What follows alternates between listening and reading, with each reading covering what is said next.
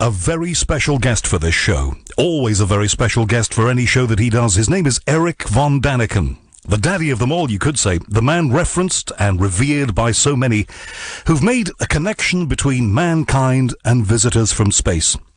Now, I have with me tonight, here on the table, you can just hear me leafing through it, an original signed copy of Erich's book, Chariots of the Gods, published in 1969, this one, and given to me, peculiarly and bizarrely enough, just over a week ago, as a gift by a very special person who didn't know, and neither did I, that Erich was going to be on this show, so I find that a little bizarre. And now, on the back of the book, and the pages are turning very brown with age now as I leaf through it here. There are some quotes about what is inside the book, and it's a very well-written, very tightly packed volume that I think stands up very well today. The Sunday Mirror is quoted on the back of this book as saying, the author's theory is that in the Earth's remote past, the planet was visited by beings from space who perhaps fathered humanity as we know it. A challenging discussion about our past and future. That was the Daily Mirror of the day. Also on the back of the book is a quote from the Daily Mail. It says, powerful stuff, and no matter how one tries, it cannot be discarded as a crackpot theory. Now, Erich von Daniken, who we're about to connect with in Interlaken, Switzerland tonight, and he's here tonight from Interlaken on Talk Radio. Erich, how are you? I'm feeling wonderful. I'm sitting in Switzerland. It's beginning cold, the weather is beginning cold, but I enjoy life. Is there any reason why you're based there? Because it's a place of beautiful vistas and clear air. You know, I'm Swiss since eternity. My family is Swiss since eternity. I grew up here in Switzerland, so I am Swiss. I cannot change it. That's my home place. But, you know, with the work that you've done and the acclaim that you've had around the world, you could have based yourself anywhere. You could have been in San Bernardino. You could have lived in New York City, wherever you wanted to be. Yes, but my home place is still the best place. You see, I traveled the world. Just 10 days ago, I come back from Indonesia. You know, Indonesia might be wonderful. They are ruined, but it's cold, it's hot, it's wet. So Switzerland is functioning. The politics is functioning. It's a safe country. I'm happy to be home. And it's always, as far as I've been aware of it, been a place of open minds. So you can have your say. You're allowed to have your say. And if you have a theory that's different from everybody else's, which when yours appeared in the very back end of the 60s, beginning of the 70s, that's in Switzerland, that's okay. Well, that's still today okay. At the moment we have some problems with refugees. We have some problems with Europe has problems with all kind of political things. But in Switzerland, you can discuss it. We are sitting on the bar. We shout against. The ones are in favor of it. The others are against it. It doesn't matter. Here we have an open mind. We can discuss whatever it is. The same thing happens in science. Now, in some cases, I'm attacking science, but science attacking back. And it's a wonderful fight. I love it. I want to get into that because it seems to me, and I might be wrong, that science is attacking you perhaps less than it did. But I might be wrong about that, and we'll talk about that a little later. Now, I read a couple of quotes from the back of this book, and literally, if you heard that little intro I did, Erich, I was given Chariots of the Gods by a good friend, a few days ago, but 7 or 10 days ago, a signed copy that you signed. No reason why you should remember doing this, because you've signed thousands, for my friend back in the 1970s. It goes back that far. But I read the quotes on the back of the book from the Daily Mirror and from the Daily Mail. Do those quotes, you think, stand up today? Definitely, still. You know, in the meantime, I'm 82 years old.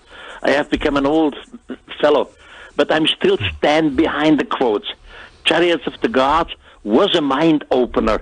And what critics never understand, in Chariots of the Gods I had about 238 question marks. Question marks means questions. Means not, it has to be the way. I say it. It's a possibility. Look at it this way.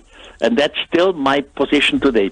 The books I like the most from people who appear on this show are books that start with a simple but exciting premise and then give you evidence for it. And it seemed to me, going back through this book today, as I did, that's exactly what you did. You start from that premise and you offer us plenty of evidence, which we'll talk about, as I say. It's for this day and age, and any day and age, it's a rock-solid formula. Well, thank you for the compliment. As I said before, I'm an old man. In the meantime, since Chariots of the God, I have published 38 other titles, and I have still come to the same conclusion. This planet Earth was visited by beings from outer space some thousands and thousands of years ago. Now, our ancestors at that time, they were Stone Age people. They could not understand what was going on, so they believed that these beings from outer space were some gods. Of course, we all know there are no gods, but our ancestors believed in the gods. And that was the starting point for so many religions. In the meantime, we have enough of indication to support that case. I'm still the same opinion as 50 years ago. We're coming up on some commercials here. That is the nature of radio. You understand this because you've done so much of it. Before we do that, though, and before we get into the meat of the book, and then I want to talk with you about some topics from today, from 2016. To people discovering you today, younger people, this generation, how do you describe yourself? Well, I am just a normal human being. I'm working and trying to find indications to prove a case that extraterrestrials were here. I am nothing special. I am just like everyone, but I'm a researcher. I try to find out answers, and I accept if I am wrong, and I'm happy if I am right. Let's go back to the 60s when you were putting the book together. Let's set it in context. What was it that lit the fire under your feet to do this? Well, it's a long story. I try to make it short. By the way, my mother language is German, so you hear this. My second language is French, so I might have some problems to express me in English. But anyhow, the story goes on. I think we'll understand perfectly. I've talked with you before. You are brilliant. I was educated in Switzerland as a strict Catholic. I was in a boarding school led by Jesuits, and of course I was a deep believer in God. I still never lost my belief in God, although I do not know what God is. But anyhow, for me as a young boy, as a 16 years old boy, God had to have some minimal qualities. For example, God makes no mistake. Or God would not use a vehicle in which to move from point A to point B. God is all over. Now, in this high school, we had to make translations from parts of the Bible, Greek to Latin, Latin to German. And then I learned that the God of the Bible, he uses vehicles to move from point A to point B. He comes down to the holy mountain with smoke and fire and crumbling and loud noise and so on. So I simply had doubts in my own Catholic education, and I wanted to find out if other communities in antiquity have similar stories. So I started to read the beginning of other religions, and slowly I realized that in many of these old religions we have similar stories, of course with different names, but the basic is always the same. Someone from heaven, someone from the sky descended. They came to us, they helped us, they gave us some orders and rules. They disappeared again, but always with the promise to return in the faraway future. So finally I asked myself, what are these beings? Real God? Angels? Or is it all a misunderstanding? Should these be extraterrestrials? So, well, that's the base of my story. So you won't be the first person in this world, on this planet, to kick against a religious education. Do you think, and it sounds like that was part of it anyway, that was a segment of your motivation for this? It was definitely the beginning of it. And you know, in this boarding school I was led by Jesuits, I had my doubts, and I talked to the professors about my doubts, and they understood it. They said, Erich, if you want to know more about it, go to the library of the university, which was just nearby. Ask for the book of Enoch. As a young man, I never heard of Enoch. Who the hell is Enoch? So I learned the book of Enoch, and the next step. So finally, the result is we were visited by beings from outer space. And they will return. Maybe they are back already. We don't know. So you sound like a very unusual young man. I think I'm a very normal young man. Everyone has doubts, and we all are fighting against something.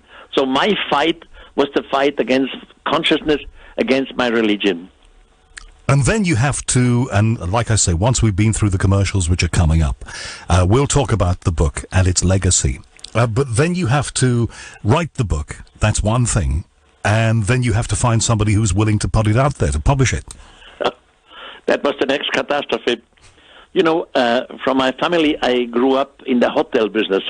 So it was normal that after my high school, I went to the hotel school, and finally I was a barkeeper, I was a waiter, I was on the reception of a hotel desk, and when I wrote Chariots of the God, I was the managing director of a first-class hotel in Switzerland. So I wrote Chariots of the God, and I was absolutely sure for myself, well, this would be a bestseller. But I'm the only one who believed in this. All the others said, oh, come on, forget it, it's all rubbish and nonsense. So I sent the manuscript to 20 different German publishers. They all sent it back, all with nice letters. Well, we are not used to it. It's not scientific enough. It's not serious, and so on. And finally, because I was the manager of a hotel, every year, one of the German leading scientists was a guest in my hotel, and we were discussing. And one evening he said, Erich, you should write a book. And I said, I have written a book, but I found no manuscript. He said, well, I know a publisher. Maybe we should talk to him. Next morning, I was on the phone, and he said to someone unknown to me, listen, Erwin, I have a young Swiss here. He has written a complete crazy book, but the man is not crazy. You should listen to him. And the next step happened. I went to Düsseldorf in Germany. I talked to the publisher, and he said, okay, maybe with a little short edition of 3,000 copies, we can try to sell this manuscript. Well, the result is now millions of copies. How many million? Well, in the meantime, about all the books together, we are roughly 70 million copies worldwide. Wow. Erich von Daniken, very special guest here on this Sunday night. A man who's managed to sell 70 million books. That is a book and some for every single person who inhabits the British Isles. Think about that. That is remarkable, Erich. But you had an awful long way to go when you first got the book out there, a production run of 3,000. In the original book, which I have here, I've got a very early copy that you signed. The first sentence, you pose the question whether it is conceivable, is the word that you use, that we are alone in the cosmos in what was the 20th century. We're in the 21st now. How would you ask that question today? Well, in the meantime, we know that we are not alone in the universe. I mean, in the scientific community, we have some statistics. We know how many stars are out there. Now, some years ago, we all believed that the Earth has a special position in the universe. We said the Earth is not too close to the sun, it's not too hot, the Earth is not too far away from the sun, it's not too cold. In the meantime, because of our astronomical knowledge, we know that the Earth is one of the billion of planets out there which are similar to us. Of course, there can be complete different planets out there, like in our solar system, Jupiter, which is too hot, or faraway planets like Pluto. But Earth-like planets, they do exist out there. This is normally accepted by the scientific community in the meantime. So we would probably not be alone. Now, we have indications in the old holy texts, in the mythologies. You see, some thousands of years, our forefathers were Stone Age people. Now they were afraid of the lightning. They were afraid of the thundering. They were afraid of the nature. They were afraid of an earthquake.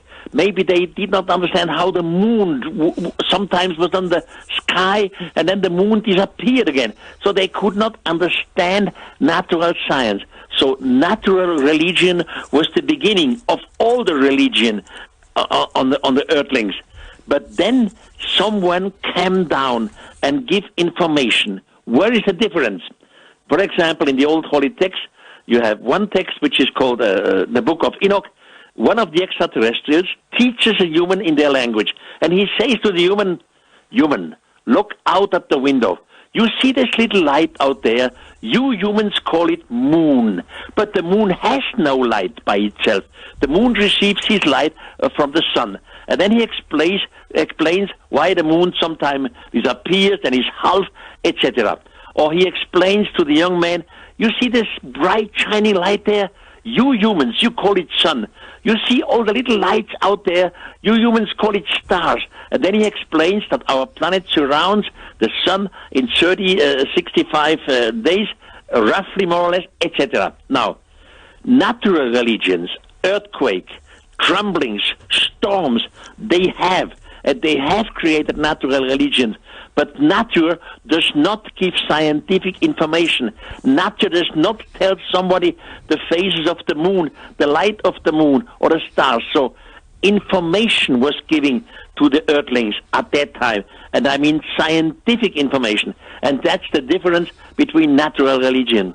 Do you think that the world was ready for what you had to say, because we were entering a phase that is continuing to this day, where we are starting to realize what you said when we were speaking just 2 minutes ago, that we are far smaller a part of this universe, this cosmos, than we believed we were? We used to believe we were the center of all things, and we've been learning over these years that we're not.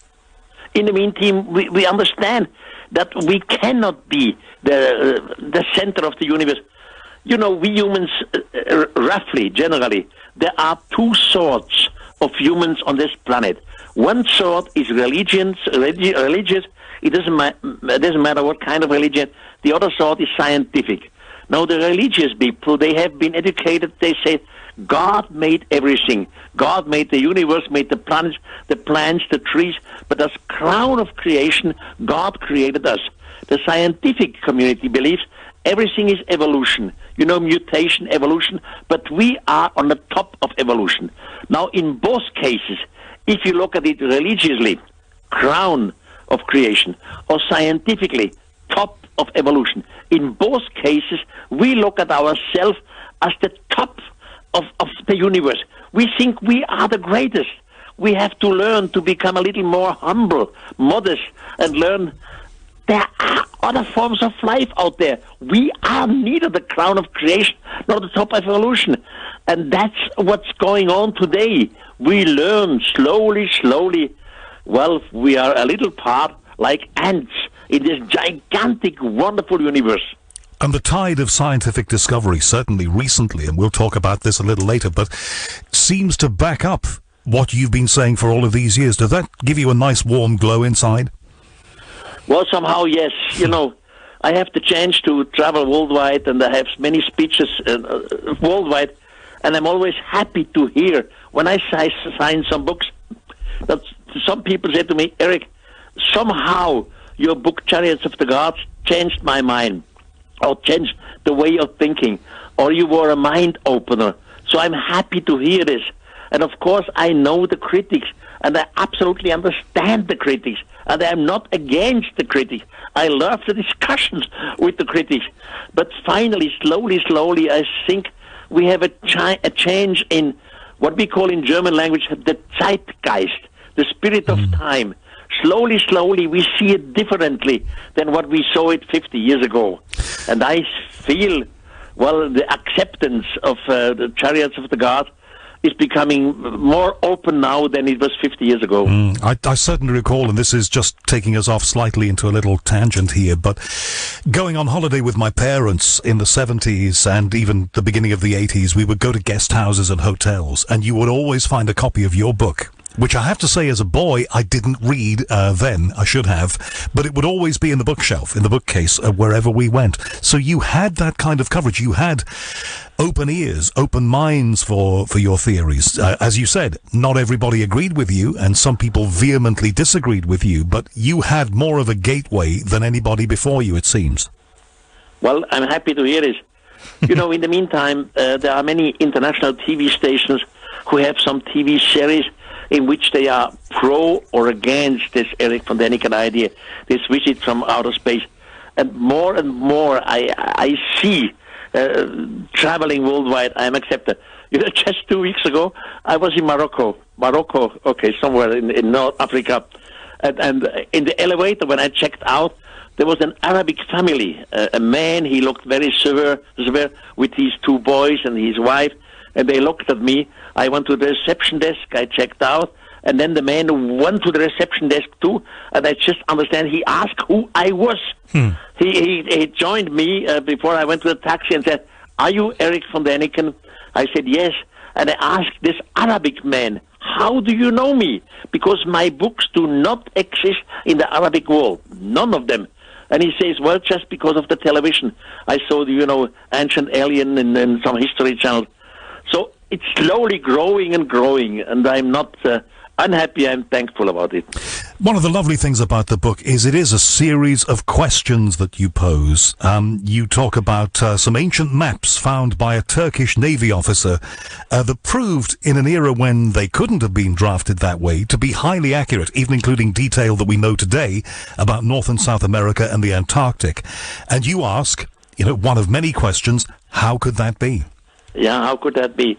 We are talking about the map of the Turkish admiral. His name was Erich. And he made this map 400 years ago, and he himself wrote that this map is a composition of different other maps, which he made out of different maps, which he found in Alexandria, in the Library of Alexandria.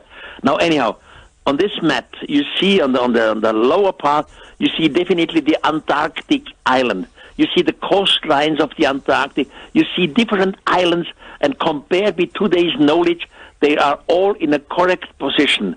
Now, Antarctic, some hundreds of years ago, was always covered with ice and snow. How could someone have mapped the Antarctic? We have no answer. But the result is this fact does exist. The map of Erich does exist. There is a scientific literature about it.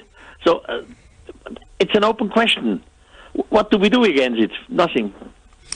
One of the many questions you ask is this one as well. What can have induced the Incas to create the Nazca lines, and what about the 800-foot-high stone signs near Lima? Well, there's so many wonderful mysteries. Nazca is a desert about 500 kilometers south of Lima in Peru. I was in Nazca many, many times. I flew over Nazca already at the end of 1950, 1960, and so on. In the meantime, Nazca has, of course, a lot of scientific literature. And now when you stand on the desert of Nazca, first you see nothing. It's just little stones, brown stones, rusty stones. Soon as you scrape them away with your foot, there comes a lighter, bright, shining surface on the ground. Then you fly a little higher over Nazca, maybe about 1 kilometer.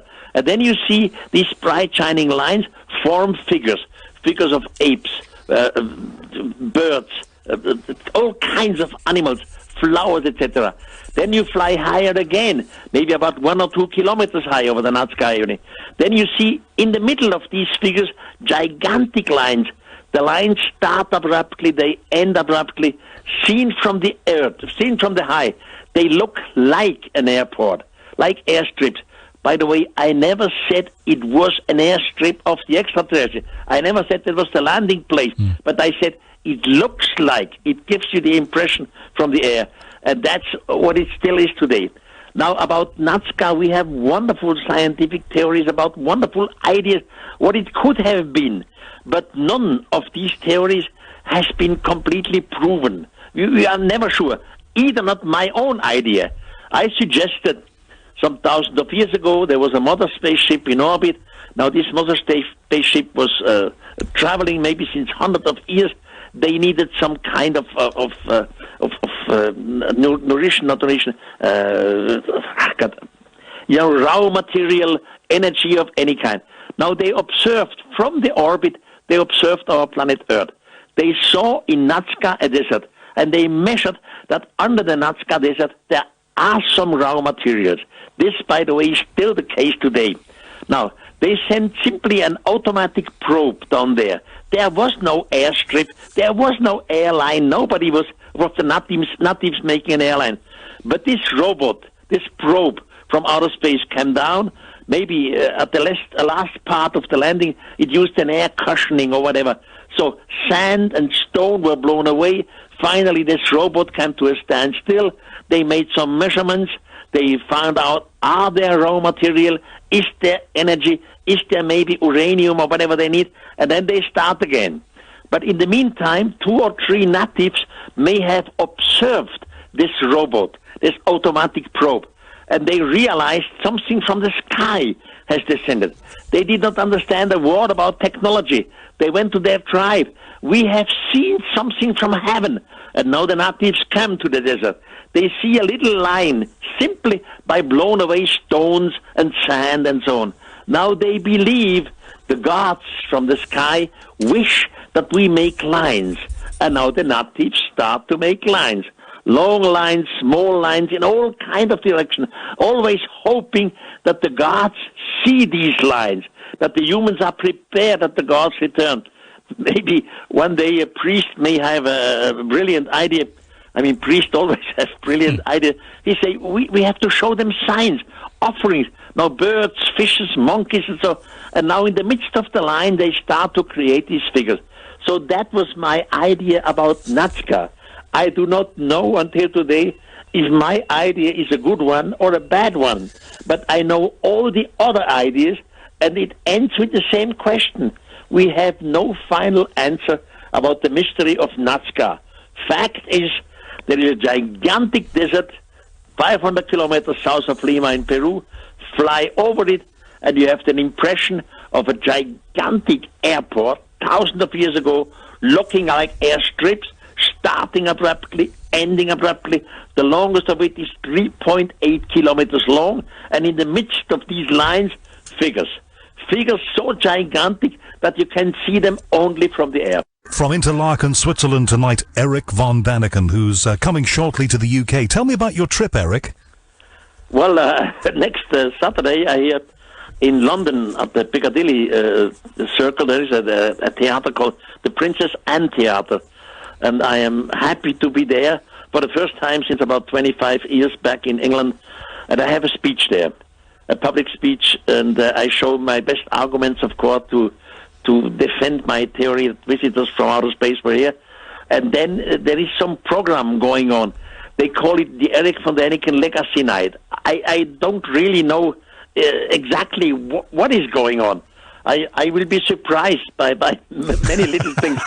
But first of all, I will have a speak of about 70 minutes, and I show you the most incredible, really, indications and computer animations to support the case. Thousands of years ago, extraterrestrials were here. In a way, we're doing the Erich von Daniken Legacy Night tonight, I think. Now, I want to get into more specifics about the book, the seminal work, the first one, the one that was developed by others, commented on by many, caused all kinds of controversy, and turned on lights for a lot of people. You talk about cave frescoes found in the US, in France, and other places. We're aware of the French ones, certainly here in Europe, of course we are. And you wonder if the people who painted them were representing precisely what they saw and not just indulging in art for the sake of art. Exactly. You see, some thousands of years ago, our Stone Age people had no connection together. There were no tourist flights. There were no ships between Africa, Australia, between South America, Europe, and so on. Now, worldwide, in all these cave paintings, you find similarities. You find the so-called gods with helmets around their heads, sometimes with rays coming out of their heads. So I ask myself, why did our Stone Age people worldwide have the same imagination? And one of the things you do in the book is you have a photograph of an Apollo astronaut from the era of Apollo, which was the 60s and 70s, and next to it you have a cave painting. Yes. You see, in the Sahara Desert, today's Tunisia, Tassili, there some gigantic cave paintings were found, and they really look like today's astronauts, like someone in an astronaut suit. And I simply made a comparison with today's astronauts. And I asked the question, what did the Stone Age man saw? Something like our astronauts? Of course, extraterrestrials, they would not look exactly like we. They might be similarities. That's another question, which can I explain. But they need an astronaut suit because on Earth we have different bacteria, we have different virus, we have a different air connection than extraterrestrials have. So they must protect themselves, the extraterrestrials, in a kind of suit, in a kind of helmet. And some of our primitive Stone Age ancestors saw it, and for him it was the gods. So he started to paint it or to chisel it in his stone wall.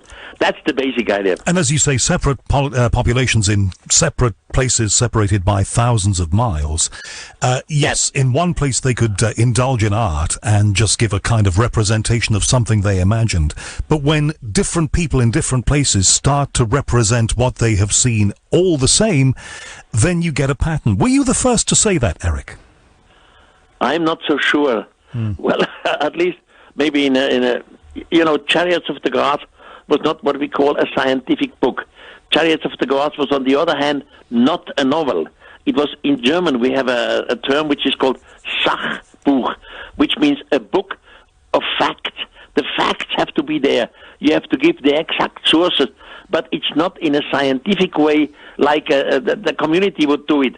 So whatever I presented in Chariots of the Gods and in the later books, all these objects, all these findings, all these paintings, all these texts, they do exist. You can control them, but the resolution, the concept I make out of all these mixed things are different than what the scientific community does. But the facts exist. So is it with all these paintings and these chiseling worldwide. It was wonderful for me to revisit the book today, and especially to have an original copy, which I think is probably from the first or second run of paperback prints of the book. Well, in the meantime, it must be expensive, I hope. Well, I think it's probably increased in value, so it was a great gift to be given. But it's got an inscription by you in German and your signature on the front page. We actually put a photograph on our Twitter here at Talk Radio of this. If you want to look at that, that's where you'll find it. But you're right. You're saying here in the book that there are commonalities between things that are found in places as disparate and separate as the United States, in France, in Norway, Sweden, Uzbekistan, similar looking things in widely different places. That's true. And not only in Uzbekistan or in France or in Germany, it's continuing in Australia. I mean, this is a continent far away from all the other continents, or in South America, and you always have the same impression. These Stone Age people, they saw something, they had something in common, and they tried to represent it in their Stone Age painting, later in chiseling. So that's just a psychological moment where we have to ask, what is the reason for all this? And I see where they saw something. Now, in the meantime, of course, I know of many mythologies. I know the legends of these old people. I mean, there's not only the Old Testament, our Bible. There are in old India texts, which are thousands of years ago. There are texts all over the world, and in the meantime, I'm a specialist of that. Then I find not only cave paintings, I found in the old mythologies the same story. They all speak about the gods descending from the sky, descending with smoke, fire, loud noise, trembling. They all were afraid. They all learned from the gods. Some of the humans were taken away, even up there to their spaceships. Of course, the human never used the word spaceship because they had no word spaceship. They say, I was taken up to heaven or to sky. They learn the language, some of them. They are taught by these extraterrestrials. So all these texts, like the cave paintings, are worldwide in many mythologies. That's why I say, hey, scientists, please look at it in a new way. We have a new way of observation and of learning of all these things. You talked about Australia. One of the things that struck me when I was lucky enough to visit there and meet Aboriginal people there was the connection they have with their history, a connection that we've severed here because our lives have been technological and we've moved on at a pace. But they have a narrative that goes back and back and back. If you've been to Australia, did you find that assisted your work? Oh, of course. I mean, there are the cave paintings in the Kimberley Ranges, which again are similar to the rest of the world. And then there are the mythologies. I mean, the Aborigine people, wonderful, brilliant cultures, they have mythologies. And these mythologies were written down. And the mythologies always speak about the gods descending from the sky, the gods who were the teachers, the gods who learned our ancestors in different belongings, including in astronomy, including telling them that we are not unique in the world, including about the calendar knowledge. So this is mythology of the Aborigines, but not only of the Aborigines. One like me who knows the mythology, it's a worldwide phenomenon. Go to the Greek god of Zeus or Apollon, it doesn't matter. Go to the mythology of the Inca or in Central America of the Maya. It always repeats. The gods were coming from outer space. The gods were the teachers. The gods were there who taught our ancestors, and they promised to return, and they will return. That's why every society in the past, every culture, had this expectation of the returning of the gods. And still today, we have the same thing. Just remember, When Francisco Pizarro was the Spanish conqueror of today's Peru, when he arrived for the first time in Peru, the natives fell down on her knees. They adored him as a long-expected god. The same thing happened in Central America. Hernando Cortes, he was the Spanish conqueror. He came together with Moctezuma. Moctezuma was the ruler of the Aztec. Moctezuma fell down on his knees. He believed that the Spanish, Hernando Cortes, was the long-awaited god. The same thing in the South Sea. Take James Cook, for example. James Cook was the discoverer who discovered, for example, Hawaii. Now, the Hawaiian people again fell down on her knee. They believed that James Cook was the long-awaited god. So I mean by this, the expectation of someone is not a Christian invention that happened long time before Christianity. And now what happened today? I am educated as a Christian, as a Catholic. We Christians, we expect the returning of Jesus. But the Muslim community has the same thing. They wait for the expectation of the returning of their Mahdi. So you're saying that all around the world... The Jewish community wait for the returning of their Messiah. So not only in the cultures which have died out, still in our today's religions, we have this expectation of the return of somebody. Okay, Erich, here's as the minutes tick down before we have to take another break here. Here's a left field question for you, and I don't know if there is a short answer for this one, but here goes. The expectation that something will return. Well, look at the state of this planet now. Look at what we've made of it. Look at the difficulties that we're facing, and look at the potential difficulties that we now face in the future. Why have they not returned? Well, I think they have returned. You see, we have today's UFO, and this is a never-ending story. Some 20 years ago, I was laughing about UFOs. In the meantime, not anymore. UFO has become a serious business, and probably we are already under observation. The man who created the book Chariots of the Gods and 36 other books since then, selling 70 million volumes over the years and bending ears and turning on lights in people's brains, and also encountering along the way, Erich, a certain amount of controversy. Not everybody has wholeheartedly smiled and agreed, have they? I absolutely understand it. You know, we have a serious community which is called the scientific community, and we all want to be serious. We all want to be reasonable. Now, Erich von Daniken comes up with ideas that extraterrestrials were here. So the reasonable people say, what a rubbish. Does he not know that the stars are light years away from the next star? So how could somebody reach these distances? Or Erich von Daniken says in his book that these extraterrestrials were even looking like us, so human-like looking. Then the critics say, and they are right, well, this is rubbish. I mean, evolution on another planet will go completely different way. How will he explain this away? So I fully understand the critics from different sides, from archaeological part. I fully understand it. There are other opinions than my opinions. The question is just, let's sit together. I always learn when I sit together with some scientists who are against this idea. It's simply a question, be fair, be honest, do not lie, do not try to take somewhere over the table. Just listen to each other and come into arguments. And at the end of each discussion, I learned something, and the other side always says to me, Erich, we didn't know about this. We didn't know about these texts. So we both sides learn from each other, and that's what we should do. I mean, this is... amazing stuff for so many people, and some people, as you say, not able to take it on board, and you have to come back at them. How have audiences changed since you started talking about this? Presumably at the beginning, and I don't know this, but presumably there were people who heckled you and people who just didn't want to listen but went to put you down. Does that sort of thing happen now? Are you expecting that I'm sure it won't happen in London, but are you expecting that kind of thing in the future? Not anymore so hard as before. Chariots of the Gods came on the market in 1968. That's some 50 years ago. And in the meantime, I'm an old man. I had many debates, and I learned, of course, a lot. and I admitted that I have made some errors, etc. And the other part has learned also. In the meantime, we know about astronomy, about statistics, we know about the Earth-like planets, and so both sides have come closer together.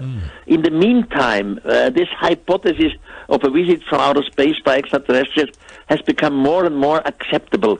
We can talk about it seriously, not anymore just being stupid against each other. We can talk about it in a reasonable way, and I'm happy of this development. You talked, and I want to talk about that, definitely, but you talked just a moment ago about errors that you acknowledged that you made. What sort of errors were they?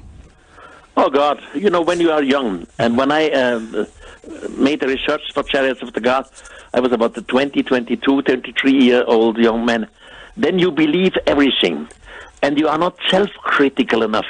You believe what you read in a book is true. For example, at that time, I was as a 19-year-old man, I was in Upper Egypt. And there on the Nile in Aswan is a little island with the name of Elephantine. And the guide there told me Elephantine has the name Elephantine because from the air it has the shape, the island has the shape of an elephant. So I wrote that in Chariots of the Gods. Later I learned this is all garbage. The Elephantine Island does not look like an elephant. It simply has the name because some elephants were on the island. Or I was in India, in Delhi. In Delhi there is an iron pillar. I saw it, I was there, I photographed it, and the local guy told me this iron pillar is not rusting. So I speculated, well, is this maybe an extraterrestrial object? Somebody left it here, so that we should learn about the technology and so on. In the meantime, this damn pillar is rusting. So, what can I do? But, you know, so there are many of these little things where I was wrong. Of course you learn. You try to make it better. You try not to repeat similar errors in the future books. And I think every later book after Chariots of the God has become more and more acceptable. What about ancient Egypt? We know so much more as far as they will allow us to explore the pyramids. We do know so much more about that now. How does your original work look in the context of what we've learned more recently? In the meantime, rather to my favor. You see, according to Egyptology, the Great Pyramid was constructed about 2,500 BC by a pharaoh with the name of Cheops. I doubted this in Chariots of the Gods. I had some reason why to do it. Now, in the meantime, we know about old Egyptian historians, which we did not know 50 years ago, because these texts simply appeared now or later. And these old Egyptian historians say that the Great Pyramid was constructed before the Great Flood. They even say by a king with the name of Saurit. And they say Saurit is the same figure which the Hebrew community calls Enoch. Now, Enoch, again, is one of these figures who was in contact with extraterrestrials. And in the meantime, in the Great Pyramid, many new shafts and rooms have been discovered just by electromagnetical meaning. You cannot climb in there. But in the meantime, we know about shafts inside the pyramids which guide to rooms, and under the pyramid, they discovered a lake with clear water, and in the water there was a sarcophagus. Unfortunately, the sarcophagus was empty. Or, 2,500 years ago, the Greek historian Herodotus was in Egypt, and he was also in Luxor. Well, at that time it was called Theban's Luxor on the Nile. And Herodotus tells in his second book of history that the high priest showed him 241 statues, and the high priest made to any statue a comment. He said, well, this was the king's XY, he was living from then, and so on. And at the end, the high priest said, these 241 statues represent 11,340 years. At that time, the gods from the firmament were down on the earth. Since that time, the gods have not returned. Now, all these statements by Herodotus were never taken seriously by Egyptology. Herodotus was the same who said that under the pyramid there is a lake. In the meantime, we have discovered the lake. So slowly and slowly we learn that these ancient historians did not tell rubbish. They were telling the knowledge at their time. So the Egyptian priest told them it was not Cheops, 2,500 BC, who made the pyramid. It was before the Great Flood, Enoch. And in the meantime, we find more and more channels and shafts and rooms. So it all becomes more and more fantastic. I love it. I love it too. When I was a boy at school, we had the Tutankhamun exhibition in London, which of course captivated the world back then. The great golden, elements of it, which were fabulous for the world to see. But at that time, the big question was, how were those people back then able to build the pyramids? What technology could they have used? It had to be assisted by somebody or something from somewhere. Now, though, scientists are starting to say, actually, it's not as difficult as that. And people with their level of knowledge back then may well have found ways to build the pyramids and indeed build Stonehenge. Of course, I have no problems with building Stonehenge or building the pyramid. Our ancestors had some ways to move, to transport gigantic stone blocks, whatever the way was.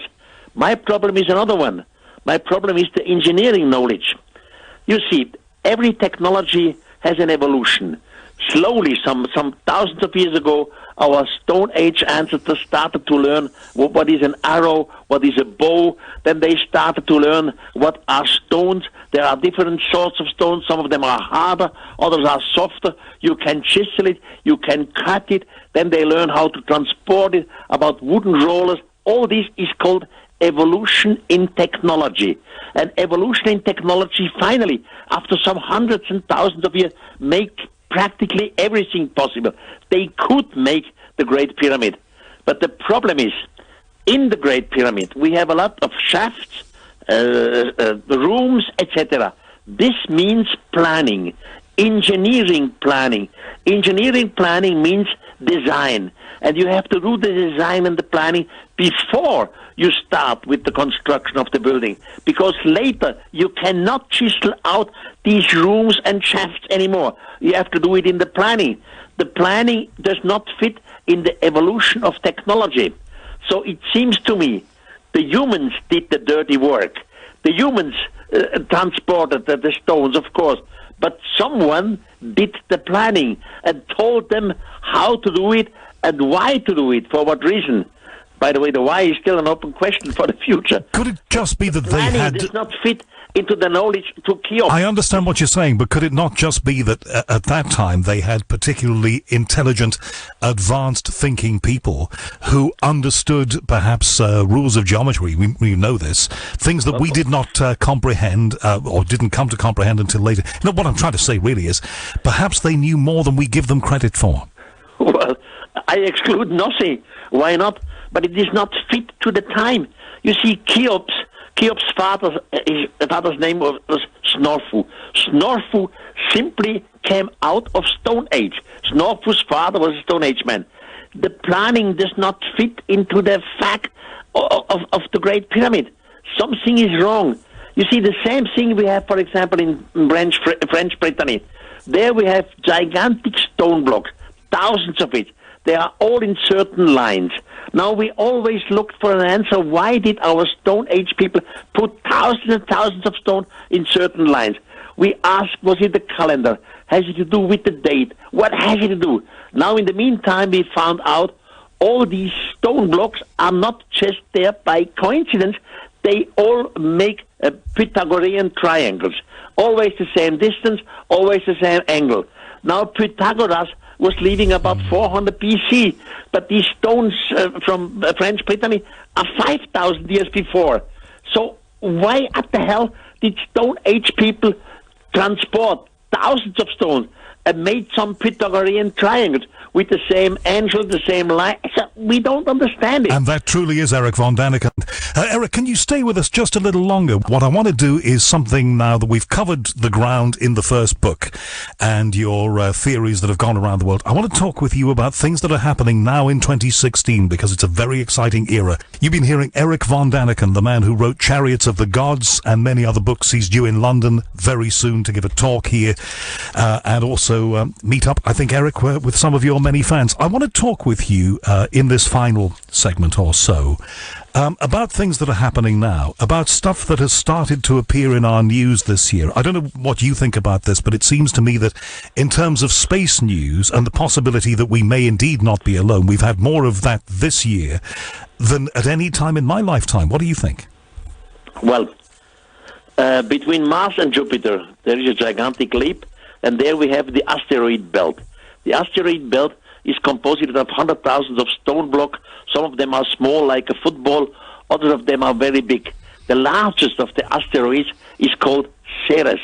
Ceres has a diameter of around 930 kilometers, so it's quite a big piece of stone. We compare it to a moon. Now, since 3 years, NASA has sent a probe.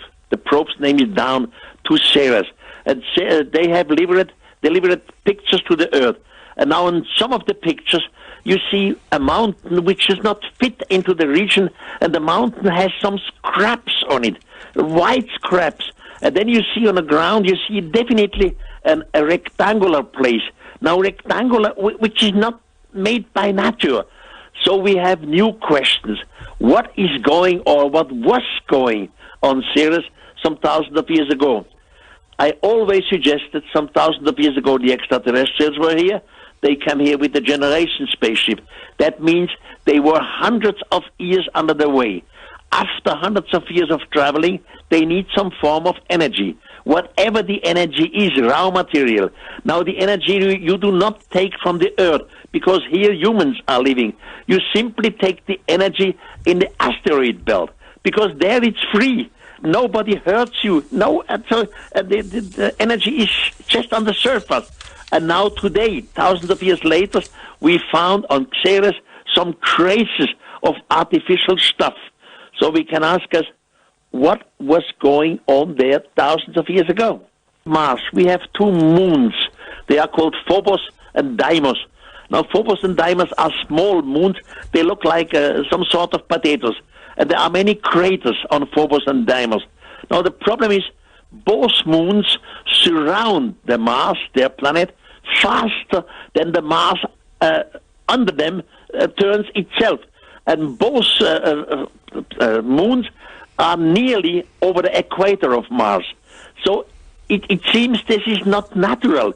Some astronomers, especially the Russian astronomer Shklovsky, suggested that these moons must be hollow.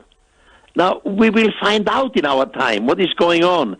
So today, astronomy brings material to the surface which only today we can understand, and all of a sudden we say it could have to do with an extraterrestrial visit some thousands of years ago. When you look at the photographs that we've been lucky enough to see over the last year from Mars, from the Martian surface, there are people who say, look, we can see signs of regular geometry. I mean, there are some crazy people who say, oh, look, is that a lizard, or, you know, is that a person standing on that rock? Leave that aside. But when you look at what you see on the surface of Mars, and sometimes if you look hard enough, it can give you a headache. But do you see something that may be the remnants of something else that was there before when you look?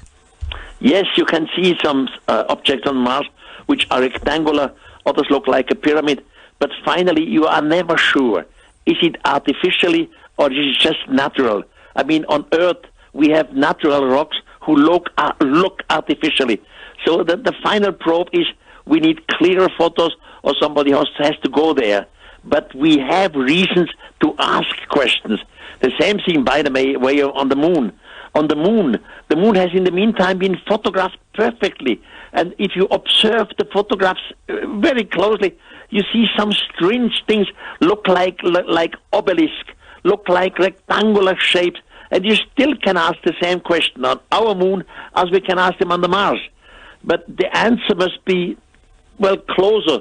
So why? Go closer with better photographs, and then we will find out. What do you think about the ideas that have been in the news over the last fortnight or so about going to Mars, which we're actively talking about, and terraforming it, turning it into a landscape, turning it into an environment like ours by planting things there, by putting an artificial atmosphere in there, doing all sorts of things to make it more like here? Well, theoretically this is possible, but this is a question not of 10 or 20 years. I mean, we could make terraforming But then it takes, I don't know how many hundreds of years until we create an atmosphere, until we create another temperature of Mars. It's not the question of just go there and the next generation has it. It's a scientific project which takes hundreds of years. So it's not something we're going to see in our lifetime, as you rightly say. Definitely not now. The NASA scientists and the ESA scientists who've been so proud of all the discoveries that have been made recently, do you think that they're missing anything? Are there any clues that they should be seeking that they haven't picked up on, maybe? No, not to my knowledge. The scientists I know and what I read in the scientific literature, all these astrophysics and astronomers are very serious people. They are reasonable people. They don't want to speculate because they don't want to lose their credibility. Now, in personal discussion, of course, we speculate about could that be and that be, but this is not the serious discussion in public. I don't think that they hide something before us. They simply want to be reasonable, and that's what science should be. But if you were them, what would you be looking for, and where would you be looking for it? Well, I would really send a probe to the 2 moons on Mars, to Phobos and Deimos. I would go very close to Phobos and Deimos. I would try to make a landing on Phobos and Deimos to find out, is something artificial up there? Why are these 2 little moons turning around Mars on equator? And why are they turning faster than the Mars itself? Are they maybe hollow? So these kind of things I would love to find out.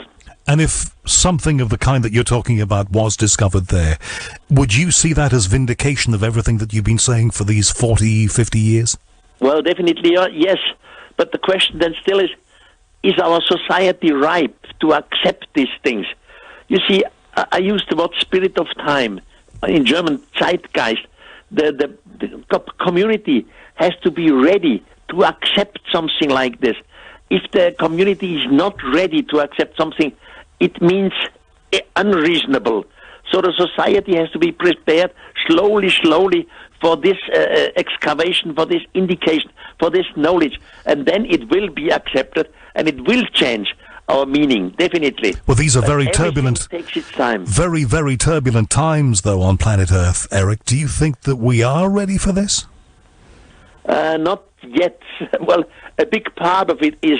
But on the other part, you see, we have big religions on this planet. We have our Christian religion, and we have our Muslim religion, and many other religions. And the religions, generally, they are not ready to accept this. They are not ready that extraterrestrials exist. They are not ready to believe that the human race is not the unique thing in the universe. So this time of preparation has not arrived yet. It all is a slow process. Will there ever be a right time then? Well, I hope 20 years from now, because slowly these extraterrestrials, what I believe and I have indications for it, they return. And they are objects which we call UFOs. And again, UFOs in the scientific term is not reasonable. But UFOs more and more become reasonable because we have too many photographs, too many indications which we cannot deny anymore. So slowly we ask ourselves, what is going on here? Are we really not alone? Is somebody observing it? Is somebody maybe one day showing up in a football stadium or whatever, where the mass see it? And this will happen, I guess, in the next 20 years. But the extraterrestrials know exactly how we react. They know our brain because humans are made by them. So, talking in biblical times, God or the gods created human according to their own image. They know how we function, so they do not want to shock us. They don't want to destroy us. They want to prepare us for this connection slowly. And this process is going on. UFOs, though, and ufology is a very grey area, isn't it? There is probably, I'm going to stick my neck out here, but probably more fakery over the years than there's been genuine stuff. But if you want a personal view from me, I think some of it is genuine. The problem is, of course, always, and you may agree with this, you may not, Erich, being able to work out what is the fakery and what is not. Yeah, I fully agree with what you said. There are so many fakeries, which is terrible to understand and to make a frontier between it. But some of these I myself, I saw just recently a UFO film which was made by a pilot, a fighter pilot of the U.S. Air Force. And now this camera in the pilot, in the aircraft is fixed. The pilot cannot move the camera. And all around the screen, you see the data which change every tenth of a second. What kind of data? How high is the aircraft from above? How fast is it? How far away is it? What is the exact geographical longitude, latitude, etc.? So all this you see on screen, and in the center you see a UFO. And this goes on for about 4 minutes. And I see this with all the data changing every tenth of a second, and I know you cannot falsificate these things. And the pilot who sent me this said, Erich, I want that these things come to the public. I don't give a damn in the meantime if I have to go in jail. I want that this comes to the public. So something is going on, and only a few people know about it. Right, which brings me to this point. If only a few people know about it, there is a huge movement, and it's supposed to be gathering great speed and momentum this year, fronted by people like Steve Bassett, who you may be aware of, but also others in the United States. This movement is called Disclosure. They want governments around the world, but particularly the US government, to come out and disclose to the people what they know, the stuff they've been hiding for all of these years, what is at Area 51 and all of those kinds of things. What do you make of the disclosure movement? Well, I'm very happy that this movement exists, and I hope they are successful. And some of the scientists and some of the politics, the high politics, in the meantime admitted that UFOs do exist. In the meantime admitted that we are observed again. But that's still not something which goes to the big press.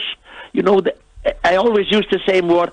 The big press, the journalists and the scientists, they want to be reasonable. And UFOs are still in our community unreasonable.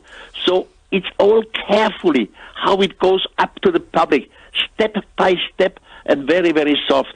But some of the high politicians, some of the high scientists in the meantime agree. They say it in public. Yes, these UFOs do exist. All true, we have a lot of fakes. We have a lot of false things. But some of them are real. They do exist, and we should be prepared for it. Is it frustrating for you, Erich von Daniken, that you haven't seen and you haven't been visited?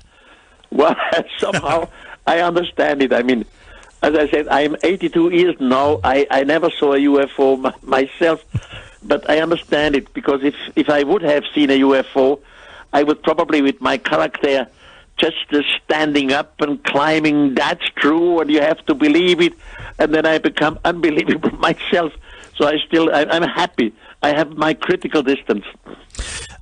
You've been saying all of your career writing that the spacemen came here and they seeded what we are today and they will return. What about the whole ethical issue or issues of us traveling in space and spreading ourselves out there? What do you feel about that? Is it right that we put our big footprint on places like Mars? Definitely, yes. We are just a little part of the universe. We are just a little part of a gigantic forms of life forms out there. And we just are not in contact with them. We isolated ourselves.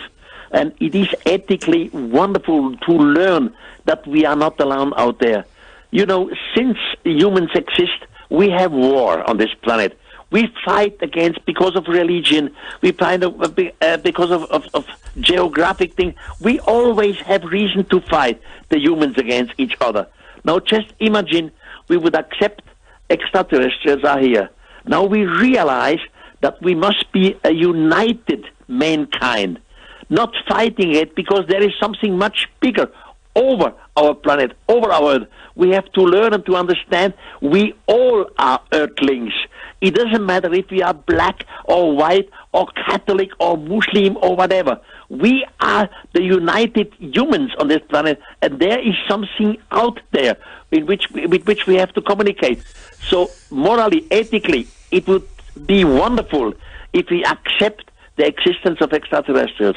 Do you think that if we get into territory that some people are saying that we are going to get into, like somebody being stupid enough to let off a nuclear bomb somewhere or a missile targeted at a city in the United States, whoever might do that, the idea of global financial crash that a lot of people are very, very seriously concerned about. Do you think that the spacemen, to give them a name, would intervene at that point? No. We have in the past, we had some cases where, God, I'm sorry, my English is not good enough to explain it. We had some cases where extraterrestrials stopped some nuclear weapons. They stopped it, they shut it down, so I cannot go to details about this. So I hope no human is crazy enough. I mean, all the humans who are in a high political position, that they should be reasonable. They are under control. Nobody is just a dictator who can do what he wants. And no human is crazy enough to start an atomic bomb against another nation. This time should be over. At least I hope we are reasonable enough for all this. I mean, we all hope this won't happen, but if North Korea ever got the capability and did something that would be more than ill-advised, do you think that it would be time for the extraterrestrials to step in and stop them? Do you think they would? I'm not so sure about this. I'm not so sure if they interfere in our problems. But even if such a terrible case happened, I mean, the other nations, in this case, the United Nations also, or the Americans, would be strong enough. Something, look, left field now. Something I wanted to raise with you before from the book, from Chariots of the Gods. On page 164, you talk about something that I didn't think fitted in the book, but I probably just didn't understand, why it was there. And, it needs to be explained to me, I think. You talked about a mass concentration experiment that was done in 1965. It sounded fascinating, but I wondered why it was in the book. A mass concentration? What's this? I've got it here, page 164, mass concentration experiment. Hold on. Let me just find it.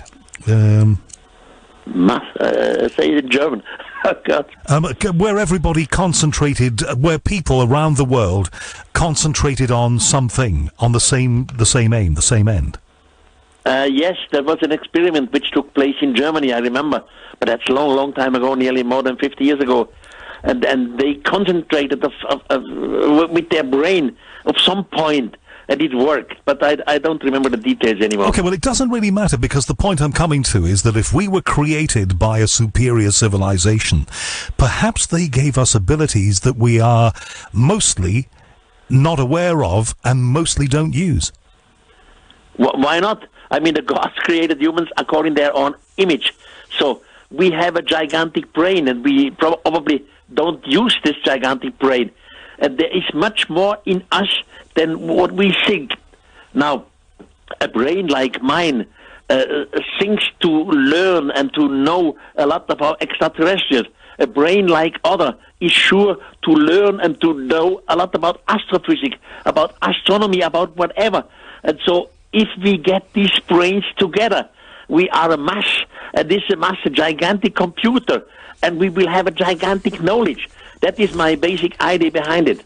A lot of people are getting involved in private space travel now. I have a friend, Nigel Henbest, who's an astronomer here. He cashed in his investments, $200,000 US. He's going on a Sir Richard Branson space flight when he's able to. Would you like to do this, and have you been approached to? No, I have never been approached to.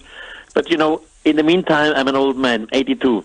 Now, if someone came to me and would say, Erich, you have the chance to go up there, I would ask, will I come back to Earth? Because I wish to die on this planet Earth. I wish to die here.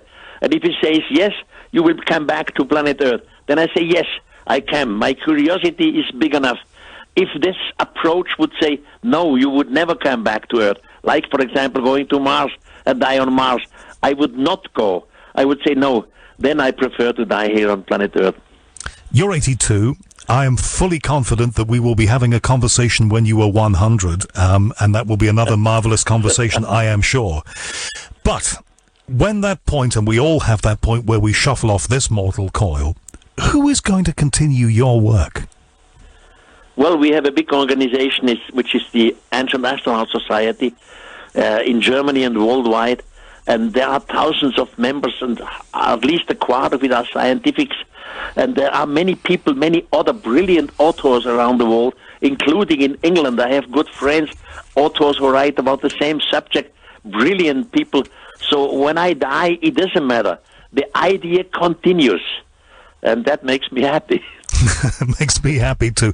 And finally, as a great man once said, through your career and through your writing for 50 years or thereabouts, there have been people, whether they've been scientists, whether they've been academics, whatever, who have accused Erich von Daniken of pseudoscience. In 2016, what do you have to say to them? Oh, God. In 2016, this is history. Look back, and you will probably realize that in some part, Erich von Daniken was right. In other part, he was wrong. Well, that's normal with our humans. I hope you have a wonderful time when you come to the United Kingdom, Erich, and I will continue to look for your work as it appears, and I will continue to follow what you say. Thank you very much for being with us tonight. Thank you for being part of your evening. Goodbye.